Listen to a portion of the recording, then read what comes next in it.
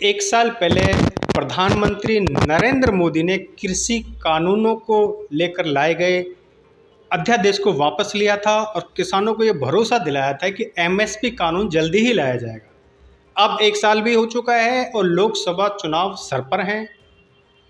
क्या सरकार एमएसपी कानून लाने की तैयारी में है? जो भरोसा दिलाया था उनको लेकर किसान क्या सोच रहे हैं? क्या आंदोलन की तैयारी है? इन तमाम ज्वलंत मुद्दों को लेकर हमारे साथ मौजूद हैं चौधरी शौकत अली चेची, भारतीय किसान यूनियन बलराज के राष्ट्रीय महासचिव। आइए इनसे खास बातचीत करते हैं इन तमाम ज्वलंत मुद्दों को लेकर। शौकत भाई, आपका बहुत बहुत स्वागत है। धन्यवाद आपका और आपके चैनल का। आपका विषय बहुत अच्छा है, आपने विषय उठाया एमएसपी गारंटी कानून वाला।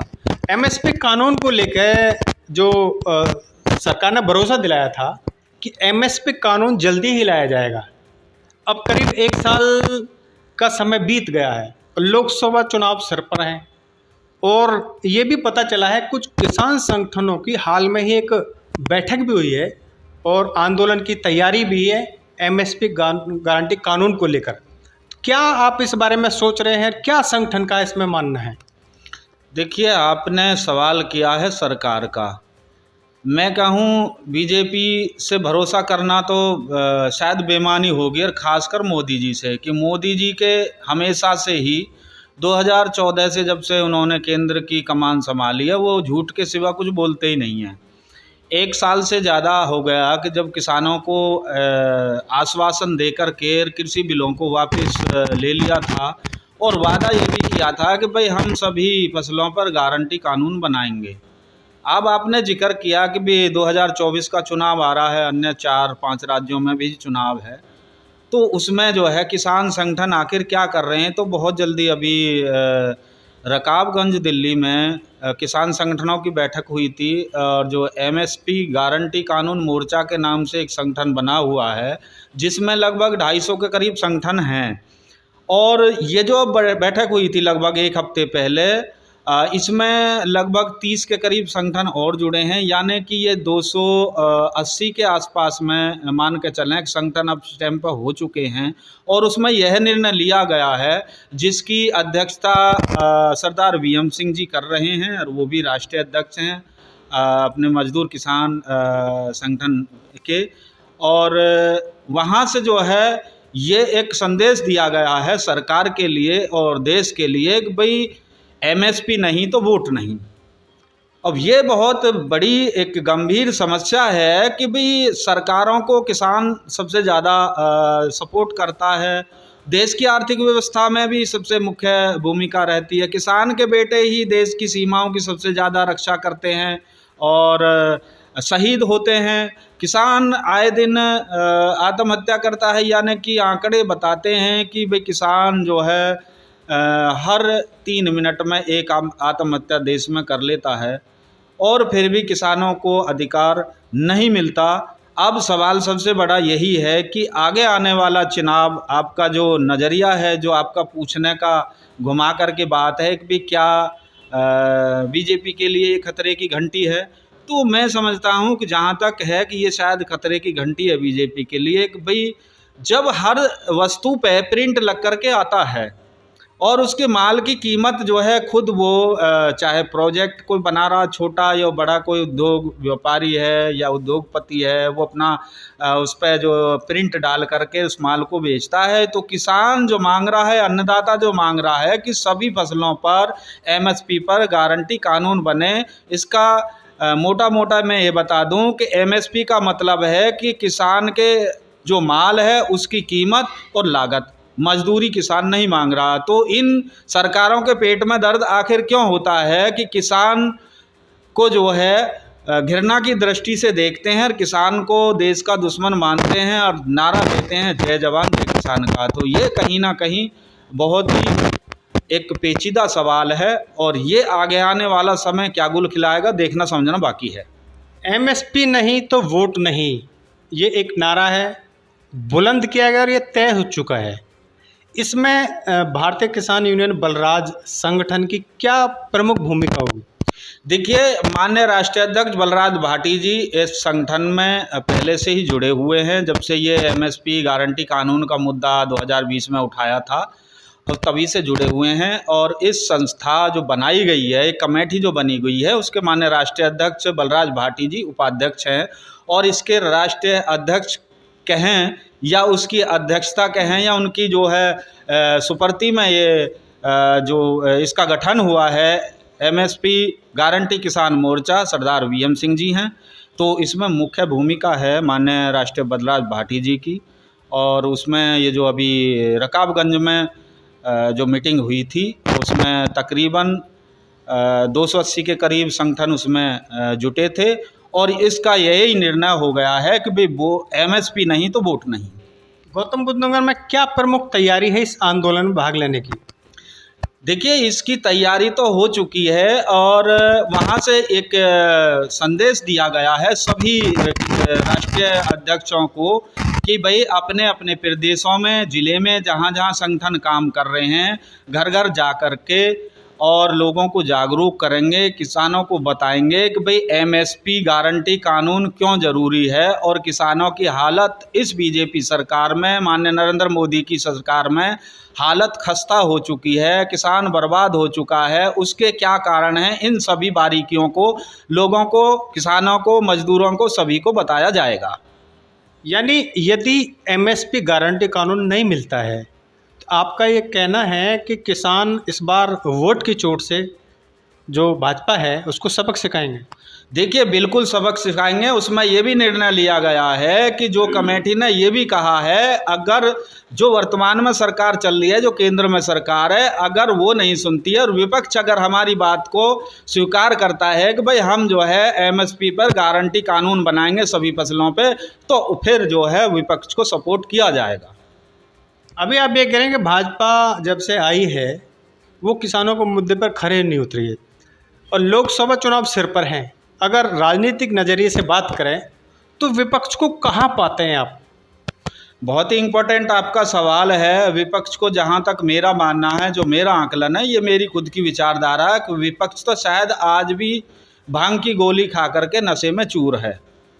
देखिए, टीवी डिबेट में जाकर प्रवक्ताओं को बैठाने से ना ही जनता से संवाद होता है, ना ही जनता जुड़ती है। विपक्ष की कार्यकारिणी अभी तक भी कंप्लीट नहीं है। और जो केंद्र में माननीय नरेंद्र मोदी जी की सरकार है या प्रदेश में जो हम भाजपा की सरकार है, वो अपनी रणनीति बनाने में पूरी तरीक़ा से एक्टिव हैं। और बीजेपी तो खुद कहती है कि भाई हम तो 12 मासी चुनाव में व्यस्त रहते हैं। उनका, बीजेपी का कार्यकर्ता हर गली मोहल्ले में दिखाई दे जाएगा, लेकिन विपक्ष का कार्यकर्ता, पदाधिकारी खोजन से नहीं दिखाई देता। यानी कि जो खड़ा मारा, जब जंगल में जाकर खड़ा ढूंढते हैं, दूर दूर तक उन्हें इकट्ठा करने के खड़ा को घेरते हैं और घंटों जा कर के एक खड़ा निकलता है और फिर उस खड़े के पीछे दौड़ लगाते हैं। यही पोजीशन विपक्ष के पदाधिकारियों की हो रही है। कार्यकारिणी कंप्लीट नहीं होने का कारण, अन्य तो देश की जनता चाहती है कि बीजेपी को सत्ता से बेदखल किया जाए और किसी दूसरी पार्टी को कमान दी जाए। अच्छा, विपक्ष की इस जो रणनीति है या कमजोरी है, इसका क्या खास असर चुनाव में पड़ेगा? विपक्ष की कमजोरी कहीं ना कहीं बीजेपी को लाभ दे रही है। एक चीज़ मैं और बता दूं कि विपक्ष अगर सबसे ज़्यादा मजबूत है तो वो कांग्रेस पार्टी है, राष्ट्रीय पार्टी है। जब तक कांग्रेस देश के अंदर कमज़ोर होगी, बीजेपी को हराना संभव नहीं है। और बीजेपी की कार्यकारिणी कंप्लीट होने के अनुसार भी महाकम्प्लीट है और उन्होंने कहीं ना कहीं अंदर खाने अपने प्रत्याशी भी चिन्हित कर लिए हैं। लेकिन इंडिया गठबंधन के अभी तो टिकटों का ही बंटवारा नहीं हो पाया और सीटों का बंटवारा भी नहीं हो पाया और टिकटों का तो क्या होगा उसका भी जानकारी नहीं है। मुझे ऐसा लग रहा है कि जब महीने 1.5 महीने रह जाएंगे तब इनके प्रत्याशी मैदान में आएंगे और फिर मैदान में वो प्रत्याशी, यानी कहीं 5 लाख, कहीं 10 लाख, कहीं 15 लाख वोट होती हैं एक लोकसभा में, तो एक प्रत्याशी कितने लोगों के बीच जा सकेगा? क्योंकि आज की डेट में वोटर ये चाहता है कि भाई मेरे पास प्रत्याशी आए या सपोर्टर आए या किसी पार्टी का कार्यकर्ता, पदाधिकारी आए, तब मैं उसको वोट दूंगा। अच्छा, यहाँ एक सवाल ये आता है कि एक तरफ जो भाजपा है, चुनाव जो लोकसभा 2024 में होने हैं, तो भाजपा भी कई दलों का मिलाकर एक सरकार चल रही है और आने वाले चुनाव में कई दलों को मिलकर ये चुनाव लड़ेंगे। तो इसमें जो चेहरा एक है वो प्रधानमंत्री नरेंद्र मोदी का चेहरा इस बार भी रहेगा। दूसरी ओर तो अभी कोई चेहरा ही नहीं है प्रधानमंत्री का, मतलब अलग अलग दल हैं, अलग अलग मुखिया हैं, एक तरफ नीतीश हैं, दूसरी तरफ लालू हैं और अपना ममता हैं, अखिलेश यादव हैं, राहुल गांधी हैं। क्या आपको लग रहा है कि ये इसकी कमजोरी का जो फायदा वो नहीं मिलेगा भाजपा को? देखिए, सवाल तो आपका वाजिब है, लेकिन मैं कुछ पीछे चले जाता हूँ कि जब माननीय नरेंद्र मोदी जी को प्रधानमंत्री का चेहरा घोषित किया था, उस टाइम पे बीजेपी के साथ में 48 पार्टियां थीं। ये विपक्ष जो है नशे की गोली खा करके बैठा हुआ है, क्यों नहीं इन चीज़ों को बताता। जब माननीय नरेंद्र मोदी जी दोबारा प्रधानमंत्री बने, 2019 का जो चुनाव हुआ था प्रधानमंत्री दोबारा बनने से पहले, उस टाइम पे भी 38 पार्टियां थीं भाजपा के साथ में। अब ये 26 पार्टियां जो एक साथ में आई हैं, ये पहले इकट्ठी नहीं थी। कहीं 4-5 पार्टियों का संगठन था, कहीं 6 पार्टियों का संगठन था, लेकिन ये जो 26 पार्टियां जो आई हैं, इसी वजह से बीजेपी बौखलाई गई हुई है। यानी कि मेरा कहने का मतलब यूँ है कि ऐसा नहीं है कि भाई ये एक मीडिया के माध्यम से एक हवा बनाया जा रहा है कि भाई देश के अंदर केवल माननीय नरेंद्र मोदी जी हैं, दूसरा तो कोई नेता है ही नहीं। तो ये कहीं ना कहीं समझने की ज़रूरत है कि मैं फिर दोबारा से कह दूं कि जो 26 पार्टियां एक साथ आई हैं, अगर ये पार्टियां 2014 में इकट्ठा हो जाती इस तरीक़ा से, तो मोदी जी किसी भी सूरत में प्रधानमंत्री नहीं बनते और 2019 में भी नहीं बनते। अब सवाल यही है, फिर मैं दोबारा उसी बात को दोहरे देता हूं कि आज की डेट में वो पिछला वाला समय जो है वो दौर गुजर गया है। जब तक विपक्षी पार्टियां गठबंधन के साथ साथ में अपनी कार्यकारिणियों को बहाल नहीं करेंगे, हर गली मोहल्ले में हर जाति धर्म का पदाधिकारी नहीं बनाएंगे, बीजेपी को हराना आसान नहीं है। क्योंकि देश के अंदर आज की डेट में अंधभक्ति बहुत ज़बरदस्त तरीके से घूम रही है और इसमें गोदी मीडिया का मुख्य रोल है, जो हमें जाति और धर्म के नाम पर हम देशवासियों को आपस में बांट करके और बीजेपी को लाभ पहुंचा रही है। इससे ज़्यादा मुझे और कुछ नहीं लगता। अच्छा, देश के अलग अलग हिस्सों में देखा गया है, जो बरसात हुई है, मानसून चल रहा है, तो उसमें बाढ़ आई है, तो उसमें किसानों को जो फसल है काफ़ी मतलब तादाद में वो बर्बाद भी हुई है। तो उसको लेके सरकारों ने अलग अलग राज्यों में घोषणा की थी कि किसानों को उनकी जो बर्बाद हुई फसल का उचित मुआवजा दिया जाएगा और कई तरह की मदद दी जाएगी। क्या इसमें आपको लग रहा है सरकार कितनी खरी उतरी है और किसान की कितनी मदद हो पाई है? देखिए, बात कहने में और बोलने में और उस पर अमल करने में ज़मीन आसमान का फ़र्क होता है। चाहे मैं फिर दोबारा दोहरा दूं कि किसानों का तो खून सभी पार्टियों ने चूसा, लेकिन भाजपा सरकार तो बाल्टी भर भर के खून निकाल रही है अन्नदाताओं का। 10-12 राज्यों में अब फसल नष्ट हुई है। इससे पहले जो गेहूं की फसल थी वो भी नष्ट हुई थी। यानी कि लगातार कई सालों से किसान महंगाई से तो जूझ ही रहा है, उसकी फसल भी नष्ट हो रही है, आवारा पशुओं से परेशान है। और अब बेमौसम बरसात हो या बरसाती समय के अनुसार में धान की फसल, फल, सब्जी, दुनिया भर की जो फसलें किसान पैदा करता है वो बर्बाद हो चुकी हैं। सबसे पहले गौतम बुद्ध नगर में मैं एक ऐसा राष्ट्रीय भारतीय किसान यूनियन बर्राज का सिपाही था कि अपनी फसल बर्बाद होने के दौरान मैंने आपने मेरा इंटरव्यू लिया था, मैंने अपनी वीडियो भी वायरल करी थी, पूरी खेत नष्ट हो गई है। आज तक किसी भी विपक्ष के नेता ने या किसी भी सरकार के नुमाइंदे ने या किसी भी अधिकारी ने आकर के मुझसे ही नहीं पूछा कि भाई आपकी फसल कितनी बर्बाद हुई है, आपका क्या लॉस हुआ है, आपको हम मुआवजा देंगे, सरकार की तरफ से हम आए हैं। कोई मतलब नहीं है। वे 2-4 दिन इधर उधर विपक्ष के भी कुछ नेता गए थे, लंबे लंबे सफ़ेद सफ़ेद कुर्तान ने पहर करके और बाढ़ का मुहाना करके फ़ोटो खिंचवा करके टीवी पे बयान दे करके सब चुप बैठ गए। मुझे नहीं लगता कि भाजपा सरकार में किसानों की जो 10-12 राज्यों में फसल नष्ट हुई है, आज भी बाढ़ से जो है प्रभावित है किसान, अब भी फसल मर रही हैं, कोई फर्क नहीं पड़ता इन सरकारों पे, इन बेशरम लोगों पे कि जो किसानों की राजनीति करते हैं, किसानों को अपना हमदर्द बनते हैं किसानों के वक्त में और किसानों के जय जयकारे लगाते हैं, लेकिन किसानों को कोई अधिकार नहीं दिया जाता और उम्मीद ना के बराबर है। इसी वजह से किसान दुखी होकर के भाजपा को हराना चाहता है। लेकिन किसान तो हराना चाहता है, आप ये करें कि जो विपक्ष है वो भांग की गोली खा के सो रहा है। आप ये करें कि किसानों की फसल बर्बाद हो गई है और विपक्ष है, सत्ता पक्षी तो छोड़ दिए, विपक्ष है वो ना सड़क पे है, ना किसान की जो पीड़ा है उसको उठा पा रहा है। तो इसमें जो विपक्ष है वो कहाँ तक मतलब चुनाव में एक सफल हो पाएगा? सवाल वही है कि जो मैं शुरुआत से कह रहा था, स्टार्टिंग में मैंने आपके सवाल को पहले ही जवाब दे दिया था कि विपक्ष नशे की गोली खा करके और भांग के नशे में चूर है। वो ये चाहता है कि भाई अब तो देश की जनता परेशान है और अब तो आपको झोली भर भर के वोट जो है वोटर ऐसे ही दे देगा, किसान ऐसे ही, यानी वोटों की फसल काटने के लिए आ जाते हैं। वोटों की फसल काटने के लिए आ जाते हैं। मैं फिर दोबारा से दोहरा देता हूं, ना ही कोई पदाधिकारी है विपक्ष का, ना कोई कार्यकर्ता दिखाई देता है। केवल ट्वीट कर देते हैं या प्रवक्ताओं को टीवी पर बैठा करके और वहां मुर्गा की तरह लड़ाई होती है। जब तक अगर मैं अपनी बात करूं, जब तक मुझे भूख नहीं लगेगी तो मैं खाना कैसे मांगूंगा, और जब मैं खाना मांगूंगा तो खाना मेरे पास में नहीं आएगा, मुझे खाने के पास जाना पड़ेगा। इसी वजह से अगर विपक्ष को, बीजेपी को हराना है तो वोटर के पास जाना पड़ेगा, उनकी समस्याएं सुननी पड़ेंगी, उनकी जो जायज़ मांग है वो उठानी पड़ेंगी। अब मुझे ये बता दिए, आज तक जो सम्मान निधि के नाम से ये केंद्र में बैठी सरकार अपमानित कर रही है किसानों को 6,000 में, आखिर होता क्या है?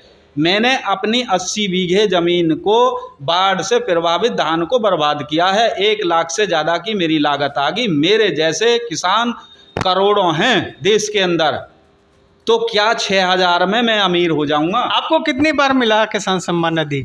मुझे आज तक भी 1 रुपया नहीं मिला है। क्या वजह है इसकी? इसकी वजह ये है कि अभी एक खबर वायरल हुई थी कि जो भारत उज्ज्वला योजना है जो चलाई है, उसमें 7 लाख यानी 750 लाख के करीब उज्ज्वला योजना का लाभ देने के लिए एक ही नंबर का इस्तेमाल किया गया, और जिसमें दूसरा नंबर बताया गया उसमें 2.5 लाख के करीब मतलब मरीज हैं और जिनकी मृत्यु हो चुकी है उनके लिए लाभ लिया गया है। तो ये लगभग हज़ारों करोड़ रुपया का ये एक बड़ा घोटाला है। इसी वजह से जो किसानों को सम्मान निधि दी जा रही है, जो 750 लाख में एक नंबर की बात कर रहा हूँ और 2.5 लाख वाले एक नंबर की बात कर रहा हूँ, वही सिस्टम है। इससे ज़्यादा मुझे कोई नज़र नहीं आता, क्योंकि मैं भी कम से कम हज़ारों किसानों को जानता हूँ। केवल एक किसान है मेरी नज़र में, हज़ारों किसानों में से एक किसान है जिसको सम्मान निधि मिल रही है, बाकी किसी को नहीं मिल रही। तो ये या इसमें भी कहीं ना कहीं घोटाला हो रहा है। अच्छा, आखिरी सवाल ये है कि जो भाजपा सरकार है वो अंतर्राष्ट्रीय महिला पहलवानों का मुद्दा हो या मणिपुर की घटना का मामला हो, इनमें जो भाजपा की मोदी सरकार है वो लगातार घिरती हुई नजर आ रही है। कितना इसमें चुनाव में फर्क पड़ेगा और क्या आपको लग रहा है? मैं दोबारा से फिर दोहरा देता हूँ कि देश की जनता, आम जनता, गरीब, मजदूर, किसान सभी बीजेपी को हराने के लिए तैयार बैठे हैं। आपने जिक्र किया महिला रेसलरों का कि हमारे देश के अंदर महिलाओं को 9 रूपों में पूजा जाता है, और वो महिला पहलवानों की जंतर मंतर पर क्या जाजती हुई, चाहे मणिपुर का मामला देख लो, कितने जघन्य अपराध हुए जो आज भी हो रहे हैं। और हमारे माननीय अमित शाह जी संसद में कहते हैं कि मोदी जी ने 3 दिनों तक यूक्रेन का युद्ध रोक दिया और वहाँ से 23,000 भारतीयों को लाया गया। तो हमारे देश में 3 महीने से भी ज़्यादा ऊपर गुजर गया, आज तक फ़ोन की तो बात अलग रही, सत्ता में बैठे हैं, वहाँ का दंगा क्यों नहीं रोका गया? अब सवाल आपका कहता है, रेसलर पे मैं आ जाता हूं। अभी विश्व कुश्ती संघ ने भारतीय किसान शक्ति भारतीय किसान शक्ति संघ की जो है मान्यता रद्द कर दी है। अब हमारे खिलाड़ी तिरंगे के नीचे नहीं खेल सकते और कोई भी पदक अगर जीतते हैं तो भारतीय तिरंगे की धुन नहीं बजाई जाएगी। ये हमारे लिए बहुत दुर्भाग्य की बात है। अब आगे की कानूनी कार्रवाई क्या होगी क्या नहीं है, खैर वो तो मान्यता तो फिर दोबारा मिल जाएगी, लेकिन जो विदेशों में जो संदेश गया है इसमें हमारे देश की बदनामगी हुई है कि महिला शक्ति और नारी के सम्मान की बात करती है भाजपा। सबसे ज़्यादा जघन्य अपराध इस भाजपा सरकार में महिलाओं के साथ हो रहे हैं, किसानों के साथ हो रहे हैं और तीसरे नंबर पर गौ माता के साथ हो रहे हैं। बेचारी गायें आवारा हो गई हैं, किसानों और गायों को एक दूसरे का दुश्मन बना करके खड़ा कर दिया। रोडों पे एक्सीडेंट हो रहे हैं, उसमें गायों की भी मौत हो रही है और निर्दोष लोग भी एक्सीडेंट के कारण मारे जा रहे हैं, माई के लाल खिप रहे हैं, परिवार उजड़ रहे हैं। इससे बेकार निकम्मी सरकार मेरे ख्याल में शायद भारत में अभी तक नहीं आई है कि जो झूठ गुमराह नफरत के सिवा कुछ नहीं और आरोप विपक्षियों पे लगाया जाता है। मेरा मानना तो ये है, अगर विपक्ष जाग गया तो बीजेपी साफ हो जाएगी और विपक्ष अगर ट्यूट करके बैठा रहा एसी कमरों में, वहीं से कॉन्फ्रेंस कर दी और अपने प्रवक्ताओं को वहां टीवी डिबेट में बैठा करके मुर्गा की तरह लड़ाया जाता, इस हिसाब से तो बीजेपी को हराना नामुमकिन है। और गुस्से में आकर के ऐसा भी हो सकता है जनता लास्ट स्टेज में 2024 में ये कह करके दोबारा से बीजेपी की सरकार बना दें कि जब ये हमारे पास आते नहीं, कार्यकर्ता बनाते नहीं, पदाधिकारी बनाते नहीं और हमारे किसी दुख दर्द को सुनते नहीं, हमारी आवाज़ को उठाते नहीं, क्योंकि अकेले राहुल से कुछ होने वाला नहीं है। यानी जो इंडिया है वो फुस हो जाएगा। इंडिया हो सकता है फुस हो जाए जिस तरीक़ा से ये चाल रहे हैं। देखिए मैं दोबारा से कह दूँ कि अगर प्रियंका या राहुल की बात करें या कांग्रेस की बात करें तो अकेले बीजेपी को नहीं हराया जा सकता है कि बीजेपी के पास भी आज की डेट में 38 पार्टियां हैं और ये 26 पार्टियां के राष्ट्रीय अध्यक्ष, उनके पदाधिकारी, कार्यकर्ता और ज़्यादा से ज़्यादा पदाधिकारी जोड़ें। मैं एक चीज़ और आपको बता दूं कि लगभग 7.5 करोड़ के करीब कांग्रेस के पदाधिकारी हैं देश में और लगभग 13.5 करोड़ के करीब जो है बीजेपी आरएसएस के कार्यकर्ता पदाधिकारी हैं। हालांकि वो 18 करोड़ बताती है भाजपा। अगर 18 करोड़ की बात करें तो इनके टोटल विपक्षी पार्टियों के गिनती कर लो तो कहाँ आधे भी नहीं बैठ रहे। तो इस तरीक़ा से कैसे हराया जाएगा? यहाँ एक सवाल ये आता है, एक तरफ कांग्रेस भारत जोड़ो यात्रा निकालती है और कांग्रेस जो राहुल गांधी हैं वो मजबूती से एक मजे हुए राजनीतिक के रूप में उभर के आते हैं, लेकिन वहीं जब लोकसभा चुनाव की बारी आती है तो ऐसा नहीं लगता कि जो कांग्रेस जाके वहाँ इंडिया महागठबंधन जो बना है उसमें जाके वो शामिल हो जाते हैं? एक ऐसा नहीं लगता है कांग्रेस जैसे पिछलग्गू जिससे भूमिका हो? देखिए पिछलग्गू भी कह सकते हैं आप, लेकिन मेरा मानना ये है कि बड़ा कौन होता है? बड़ा होता है कूड़ी जो सबकी सहन करे, लेकिन उसमें ये नहीं है कि भाई हम भीड़ का हिस्सा जा कर के बने।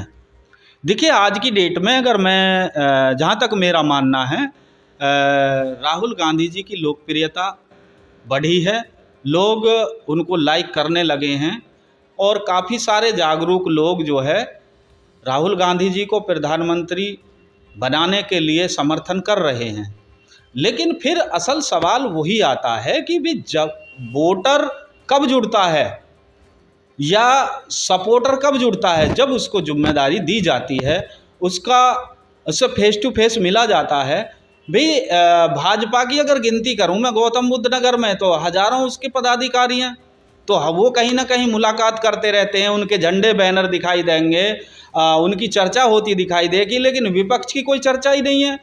और विपक्ष का पदाधिकारी, कार्यकर्ता, उनके झंडे, बैनर, पोस्टर, फ्लैक्सी कहीं दिखाई नहीं देती। यानी कांग्रेस अगर अकेले में चुनाव लड़े लोकसभा का तो वो एक अच्छा मुकाबला कर सकती है भाजपा से। देखिए जिस तरीक़ा की इनकी खिचड़ी चल रही है, चाहे भले ही विपक्ष को बुरा लग जाए तो मुझ पर कोई फ़र्क नहीं पड़ता।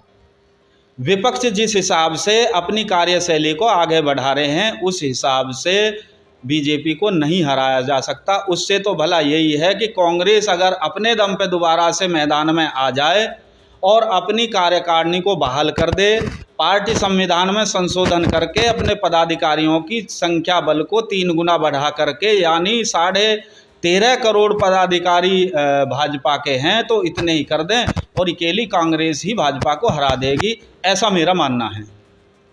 विजन लाइव से बात करने के लिए आपका बहुत बहुत धन्यवाद आपका और आपके चैनल का। आशा करता हूं आपका चैनल हमेशा से ही किसानों के और गरीब मजदूरों के, असहाय लोगों के मुद्दे उठाता है। इसी तरीक़ा से आप उठाते रहें। आपका बहुत बहुत धन्यवाद।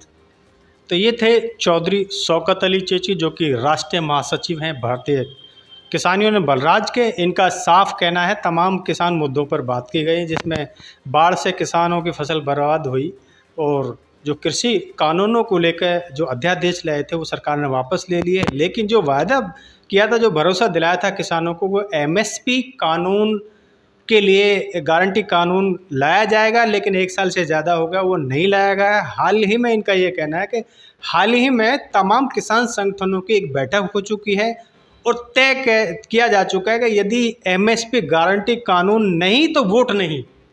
तो इनका साफ यह कहना है कि वोट की चोट से भाजपा को इसका जवाब दिया जाएगा। फिलहाल इतना ही।